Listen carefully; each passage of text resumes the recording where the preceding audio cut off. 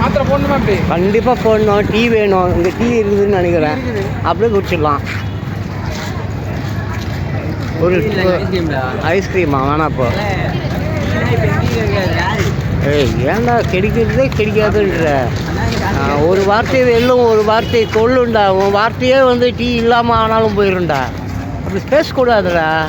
இல்லை சொல்லிக்கிறேன்ல, முன்னாடியே கொல்ற வார்த்தை பேசினாதான் வெல்ற வார்த்தை கிடைக்கும்.